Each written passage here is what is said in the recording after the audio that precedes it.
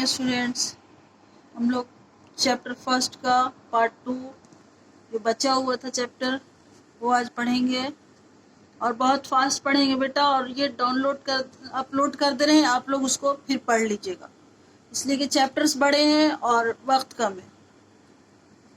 तो हम लोगों ने पढ़ा था कि भोला जो है वो कहानी सुनने के लिए जिद कर रहा था अपने दादा से, और उसके बाद से भोला ने दोपहर का इंतज़ार किया और भोले को इस बात का इल्म था कि बाबा जी की कहानी सुनाने का यही वक्त होता है जब वो खाना खाकर इस पलंग पर जा लेटते हैं जिस पर वो बाबा या माता जी की मदद के बगैर नहीं, वो इतनी ऊंची पलंग थी कि वो बिना बाबा या माँ के मदद के नहीं चढ़ सकता था। वक्त से आधा घंटा बेशतर ही उसने खाना निकलवाने पर इसरार शुरू कर दिया, मेरे खाने के लिए नहीं बल्कि अपनी कहानी सुनने के लिए। मैंने मामूली से आधे घंटे पहले खाना खाया, अभी आखिरी निवाला मैंने लिया ही था कि पटवारी ने दरवाजे पे दस्तक दी के हाथ में एक हल्की सी जरेब थी। जरेब कहते हैं ज़मीन नापने वाले पैमाने को, जो लोहे की होती है उसको जरेब कहते हैं। इसने कहा कि खानकाह वाले कुएं पर आपकी ज़मीन को नापने के लिए आज ही मुझे फुर्सत मिल सकती है, फिर नहीं। दालान की तरफ नज़र दौड़ाई तो मैंने देखा कि भोला चारपाई के चारों तरफ घूमकर बिस्तर बिछा रहा था। बिस्तर बिछाने के बाद इसने एक बड़ा सा तकिया भी एक तरफ रख दिया, खुद पायती में पानवाज की तरफ पनवाड़ा की कर चारपाई पर चढ़ने की कोशिश करने लगा। अगरचे भोले का मुझे इसरार जल्दी रोटी खिलाना और बिस्तर बिछाकर मेरी तवाज़े करना अपनी खुदगर्जी पर मबनी था। ताहम मुझे ख्याल आया कि आखिर माया का बेटा ही है ना, ईश्वर उम्र दराज करे। उसने भोले को दुआ दी और मैंने पटवारी से कहा कि खानकाह वाले कुएं को चलो और मैं तुम्हारे पीछे पीछे आ जाऊंगा। जब भोले ने देखा कि मैं बाहर जाने को तैयार हूं तो इसका चेहरा इस तरह मद्दिम पड़ गया जिस तरह गुज़श्ता शब आसमान के तारे मशल के मानिंद रोशन से तारा मुसलसल देखते रहने की वजह से मान पड़ गया था। माया ने कहा, बाबा जी इतनी भी क्या जल्दी है, खानकाह वाला कुआं कहीं भागा तो नहीं जाता, आप कम से कम आराम तो कर लें। ओ मैंने जेरे लब कहा, पटवारी चला गया तो फिर ये काम एक माह से इधर ना हो सकेगा। माया खामोश हो गई, भोला मुंह भी सुनने लगा, इसकी आंखें नमनाक हो गई। इसने कहा, बाबा मेरी कहानी। भोले मेरे बच्चे, मैंने भोले को टालते हुए कहा। इस दिन को कहानी सुनाने से मुसाफिर रास्ता भूल जाते हैं। भोले ने सोचते हुए कहा, बाबा तुम झूठ बोलते हो, मैं बाबा जी का बोला नहीं बनता। अब जबकि मैं थका हुआ भी था और 15-20 मिनट इस्तिराहत के लिए निकाल सकता था, भला भोले की इस बात को किस तरह बर्दाश्त कर लेता। मैंने अपने शाने से चादर उतारकर चारपाई की पायती पर रख दी और अपनी दबती हुई एड़ी को जूती की कैद से बामशक्कत से निजात दिलाते हुए पलंग पर लेट गया। भोला अपने बाबा का बन गया। लेटते हुए मैंने भोले से कहा, अब कोई मुसाफिर रास्ता खो बैठे तो इसके जिम्मेदार तुम होगे। और मैंने भोले को दोपहर के वक्त 7 शहजादे और शहजादियों की कहानी की एक लंबी कहानी सुनाई, जिसमें कहानी में बाहमी शादी को मैंने मामूली से ज़्यादा दिलकश अंदाज में बयान किया। भोला हमेशा इस कहानी को पसंद करता था, इसके आखिर में शहजादा और शहजादी की शादी हो जाए। मगर मैंने इस रोज़ भोले के मुंह पर खुशी की कोई अलामत ना देखी, बल्कि वो एक अफसुर्दा सा मुंह बनाए खफीफ तौर पर कांपता रहा, इस ख्याल से कि पटवारी खानकाह वाले कुएं पर इंतज़ार करते करते अपनी हल्की सी झनकार पैदा करने वाली जरेब डालकर कहीं अपने गांव का रुख ना कर ले। मैं जल्दी मगर अपने नए जूते में दबती हुई एड़ी की वजह से लंगड़ाता हुआ भागा और माया ने जूती को सरसों का तेल लगा दिया था, ताहम वो नर्म मुतलक न हुई थी। शाम को जब मैं वापस आया तो मैंने भोले को खुशी से दालान और सहन से दालान में कूदते फांदते देखा। वो लकड़ी के एक डंडे को घोड़ा बनाकर इसे भगा रहा था और कह रहा था, चल मामू जी के देश रे घोड़े, मामू जी के देश, हाँ मामू जी के देश रे घोड़े। जो ही मैंने दहलीज में कदम रखा, भोले ने अपना गाना ख़त्म कर दिया। बोला, बाबा आज मामू जान आएंगे ना? फिर क्या होगा भोले? मैंने पूछा। मामू जी गन लाएंगे, बूट लाएंगे, मामू जी कल्लू कुत्ता लाएंगे, मामू जी के सर पर मक्की के भुट्टों का ढेर होगा ना बाबा। हमारे यहाँ तो मक्की होती ही नहीं बाबा। और तो और ऐसी मिठाई लाएंगे जो आपने ख्वाब में भी ना देखी होगी। میں حیران تھا اور سوچ رہا تھا کہ یہ کس خوبی سے خواب میں بھی نہ دیکھی ہوگی کہ الفاظ 7 شہزادے شہزادیوں والی کہانی کے بیان میں سے اس نے یاد رکھے تھے۔ جیتا رہے، میں نے دعا دیتے ہوئے کہا، بہت ذہین لڑکا ہوگا، ہمارے نام کو روشن کرے گا۔ شام ہوتے ہی بولا دروازے میں جا بیٹھا، ماموں جی کی شکل دیکھتے ہی اندر کی طرف دوڑے اور پھر پہلے پہل اپنی ماتا جی کو اور پھر مجھے اپنے ماموں جی کے آنے کی خبر سنائے۔ دیوں کو دیا سلائی دکھا دی گئی، جو رات کا اندھیرا گہراتا جاتا دیوں کی روشنی زیادہ ہوتی جاتی۔ متفکرانہ لہجے میں مایا نے کہا، بابا جی بھیا ابھی تک نہیں آئے، کسی کام کی وجہ سے ٹھہر گئے ہوں گے، ممکن ہے کوئی ضروری کام آ پڑا ہو، راکھی کے روپے ڈاک سے بھیج دیں گے۔ مگر راکھی؟ ہاں راکھی کی کہو، انہیں تو اب تک آ جانا چاہیے تھا۔ میں نے بھولے کو زبردستی دروازے کی دہلیز سے اٹھایا۔ بھولے نے اپنی ماتا سے بھی زیادہ متفکرانہ لہجے میں کہا، ماتا جی ماموں جی کیوں نہیں آئے؟ مایا نے بھولے کو گود میں اٹھاتے ہوئے پیار کرتے ہوئے کہا، شاید صبح کو آ جائیں گے تیرے ماموں جی میرے بھولے۔ پھر بھولے نے اپنے نرم و نازک بازو کو اپنی ماں کے گلے میں ڈالتے ہوئے کہا، میرے ماموں جی تمہارے کیا ہوتے ہیں؟ جو تم ننھی کے ہوتے ہو، بھائی تم چانو اور ہنسی۔ بھولے کا دوست کے کیا ہوتے ہیں؟ کچھ بھی نہیں، بھائی بھی نہیں۔ اور بھولا اس عجیب بات کو سوچتا ہوا سو گیا۔ میں اپنے بستر پر لیٹا تو پھر وہ مشعل کی مانند چمکتا ہوا ستارہ آسمان کے ایک کونے میں میرے گھورنے کی وجہ سے ماند ہوتا ہوا دکھائی دیا۔ مجھے پھر بھولے کا چہرہ یاد آ گیا، جو میرے خانقاہ والے کنویں کو جانے پر تیار ہونے کی وجہ سے یوں ہی ماند پڑ گیا تھا۔ کتنا شوق ہے بھولے کو کہانیاں سننے کا، وہ اپنی ماں کا ستر بھی پڑھنے نہیں دیتا۔ اتنا سا بچہ بھلا گیتا کو کیا سمجھے، مگر صرف اس وجہ سے کہ اس ادھیائے میں کا مہاتم ایک دلچسپ کہانی ہوتا ہے۔ وہ نہایت صبر سے ادھیائے کے ختم ہونے اور مہاتم کے شروع ہونے کا انتظار کیا کرتا۔ مایا کا بھائی ابھی تک نہیں آیا، شاید نہ آئے۔ میں نے دل میں کہا، اسے اپنی بہن کا پیار سے جمع کیا ہوا مکھن کھانے کے لیے تو آ جانا چاہیے تھا۔ میں ستاروں کی طرف دیکھتے دیکھتے اونگنے لگا۔ ایک مایا کی آواز سے میری نیند کھلی۔ وہ دودھ کا کٹورا لیے کھڑی تھی۔ میں نے کئی بار کہا ہے میرے لیے اتنی تکلیف نہ کیا کرو، میں نے کہا۔ دودھ پینے کے بعد فرط شفقت سے میرے آنسو نکل آئے۔ حد سے زیادہ خوش ہو کر میں مایا کو یہی دعا دے سکتا تھا کہ وہ سہاگوتی رہے۔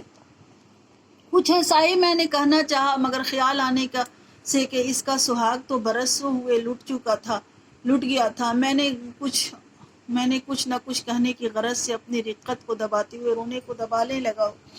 بیٹی تمہیں اس سیوا کا پھل ضرور ملے گا۔ پھر میرے پہلو میں بچھی ہوئی چارپائی سے بولا ننھی کو جو اس کے ساتھ سو رہی تھی، پرے ڈھکیلتے ہوئے اور آنکھیں ملتے ہوئے اٹھتے ہی اس نے کہا، بابا ماموں جی ابھی تک کیوں نہیں آئے؟ آ جائیں گے بیٹا، سو جاؤ، وہ صبح سویرے آ جائیں گے۔ اپنے بیٹے کو اپنے ماموں کے لیے اس قدر بےتاب دیکھ کر مایا بھی کچھ بےتاب سی ہو گئی، اسی طرح جس طرح ایک شمع سے دوسری شمع روشن ہو جاتی ہے۔ کچھ دیر بعد وہ بھولے کو لٹا کر تھپکنے لگی۔ مایا کی آنکھوں میں ابھی نیند آنے لگی، یوں بھی جوانی میں نیند کا غلبہ ہوتا ہے، اور پھر دن بھر کا کام کاج کر کے تھک جانے کی وجہ سے مایا گہری نیند سوتی تھی۔ میری نیند تو عام بوڑھوں کی سی تھی، کبھی 1-آدھا گھنٹہ سو لیتا، پھر 2 گھنٹہ جاگتا رہتا، پھر کچھ دیر اونگنے لگ جاتا، باقی رات اختر شماری کرتے گزار دیتا۔ میں نے مایا کو سو جانے کے لیے کہا اور بھولے کو اپنے پاس لٹا لیا۔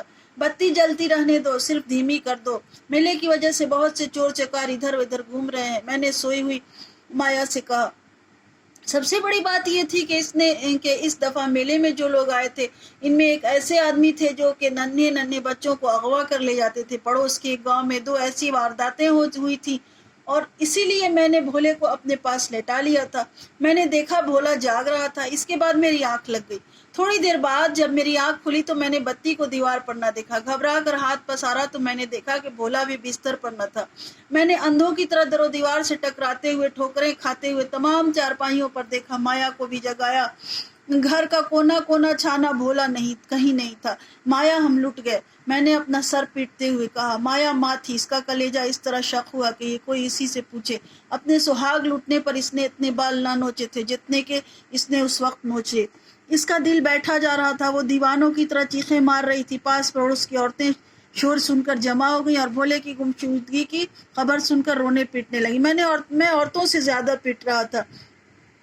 آج میں ایک بازی घर को अपने घर की तरफ घूरते हुए भी देखा था, मगर मैंने परवाह नहीं की थी। आह वो वक्त कहाँ से हाथ आए। मैंने दुआएं की कि किसी वक्त का दिया काम आ जाए। मन्नतें मानी भोला मिल जाए, वही अंधेरे घर का उजाला था। इसके दम से मैं और माया जीते थे। इसकी आज से हम उड़े फिरते थे। वही हमारी आंखों की बीनाई, वही हमारे जिस्म की तवानाई था। इसके बगैर हम कुछ न थे। मैंने घूम कर देखा, माया बेहोश हो गई थी। इसके हाथ अंदर की तरफ मुड़ गए थे, नसें खिंची हुई थी, आंखें पथराई हुई थी। औरतें इसकी नाक बंद करके एक चमचे से इसकी दांत खोलने की कोशिश कर रही थी। मैं इसका सच कहता हूँ, एक लम्हे के लिए मैं भोले को भी भूल गया। मेरे पांव तले की जमीन निकल गई। एक साथ घर के दो बशर जब देखते देखते हाथों से चले जाए तो इस वक्त दिल की क्या कैफियत होती है। मैंने लरसते हुए ईश्वर को बुरा भला कहा। इन दुखों को देखने से पेशतर इसने मेरी जान क्यों नहीं ले ली। मगर जिसकी कज़ा आती है, इसके सिवा और किसी का बाल बेका तक नहीं होता।